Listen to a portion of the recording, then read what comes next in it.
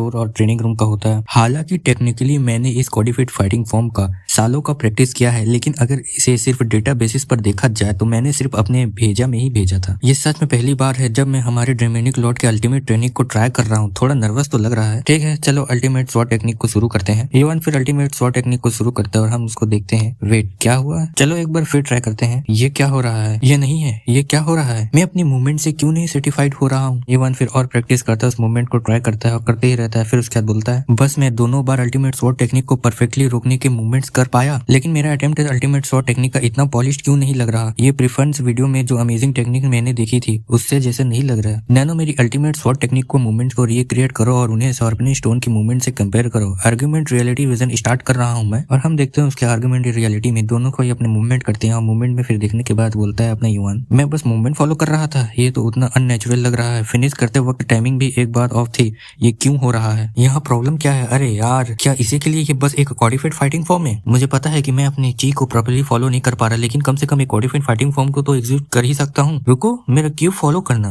अब सोचता हूँ डांसिंग बटरफ्लाई टेक्निक के लिए भी मैंने अपनी इंटरनल पावर को ची को फॉलो करने का थॉट सर्कुलेट बिना कंप्लीट ही कर पाया। अगर ये बात है तो मैं यहाँ सबसे इंपॉर्टेंट पार्ट मिस कर रहा हूँ। ये तो डिमोटिवेट था। मैं क्या सोच रहा हूँ, ये कॉडिफाइड फाइटिंग फॉर्म सीखने की कोशिश कर रहा था बिना अपने ची को फॉलो यूज करने जाने के बिना। नैनो, क्या तुम फर्स्ट फ्लोर के शार्पनिंग स्टोर को फ्रंट सरफेस में मेरे लिए रिक्रिएट कर सकते हो? नैनो बोलता है यूजर के विजुअल डेटाबेस में सेव हुए वीडियोस को सर्च किया जा रहा है। मुझे तुम्हारे कमांड से मैच हुआ विजुअल डेटा मिल गया है। फर्स्ट फ्लोर की शार्पनिंग स्टोन का फ्रंट सरफेस वीडियो में रिक्रिएट कर रहा हूँ। एक जबरदस्त हवा चलती उड़ती और बदल आसमान तक झुक गए। अब मेरी ताकत समुद्रों तक राज करती है। मैं अपने पूरे गाँव वापस लौट आया हूँ। मेरे देश के चारों कानून की रक्षा करने के लिए मुझे वीर लोग कहाँ मिलेंगे? शायद यहाँ कहीं कोई क्लू है। ये है डायनेस्टी की शुरुआत पर लिखी हुई एक पुरानी कविता। पुरानी कविता? इसे हम डायनेस्टी के एम्परर लू बांग ने लिखा था जब वो अपने दुश्मन और वेस्टर्न चू के होंगमियोंग किंग से शोंगयोंग को हरा कर घर वापस आ रहे थे। तो क्या हमारे डिमोनिक लॉर्ड ने ये पोयम खुद नहीं लिखी थी? और शायद कुछ वर्ड्स हमारे डिमोनिक लॉर्ड ने कोड के लिए चेंज किया हो? नैनो बोलता है नहीं। चलो ठीक है, फिर इमेज को एनालाइज करो और देखो कोई क्लू मिलता है क्या। मैं इमेज को एनालाइज कर रहा हूँ स्टोन पर। एनालाइज के बाद मुझे हर कैरेक्टर के नीचे पत्थर में छोटे छोटे होल्स दिख रहे हैं। अरे वाह, ये सच में होल्स हैं, लेकिन हर कैरेक्टर के नीचे अलग अलग नंबर के होल्स बनाए गए हैं। ये क्या मतलब हो सकता है? ये छोटे छोटे होल्स क्या ये कोई प्रीवियस पॉइंट के इंक्लूडेड है क्या? 4 होल्स, इसका क्या मतलब हो सकता है? नहीं, ये हो सकता है फिर ये मतलब है। अब सोचता हूँ जो मैनुअल्स मैंने नैनो को स्कैन करवाया था उनमें एक प्रेशर पॉइंट वाला भी था। उस किताब में हर प्रेशर पॉइंट के साथ एक नंबर और एक छोटा नोट लिखा हुआ था। ठीक है, तो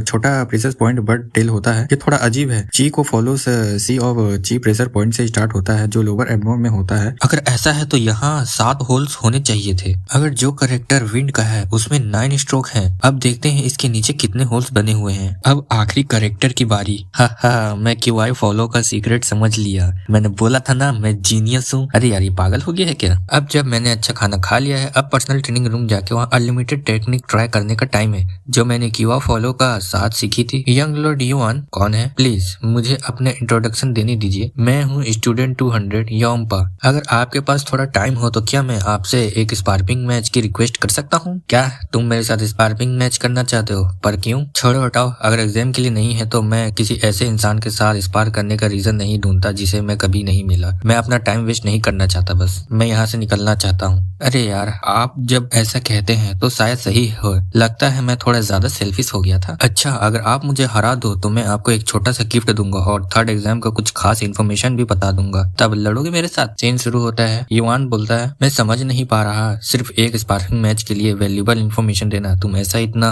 फुलिश कैसे कर सकते हो? मुझे लगता है अगर रीजन देना ही पड़े तो ये तो मेरे स्किल का टेस्ट है। टेस्ट स्किल्स का, वो भी। मेरी टेक्निक शायद उतनी सेल्फिश नहीं है जितनी तुम्हें यूज की है वायरून के हाथ काटने के लिए, लेकिन फिर भी मैं तुम्हें अपनी सेट के सेवरिंग मून सेट की टेक्निक दिखाना चाहता हूँ। चला, अब बात ही करता रहेगा क्या? तब दोनों में फाइट शुरू होता है। युआन की तरफ अटैक करने के लिए आता है। युआन डॉज करता है, दूसरा भी अटैक डॉज करता है और बोलता है तू तो बहुत स्लो है। फिर युआन अपना अटैक करता है, उसको एक अटैक में उसका हालत खराब कर देता है और हम देखते हैं उसका हालत बिल्कुल मरे हुए कीड़े के जैसे होता है। और युआन बोलता है मैंने कुछ ज्यादा पावर यूज कर लिया क्या अभी? ये सीन के साथ ये एपिसोड खत्म होता है। जल्दी एपिसोड में दूसरा लाता हूँ, जब तक के लिए लाइक और सब्सक्राइब जरूर करना।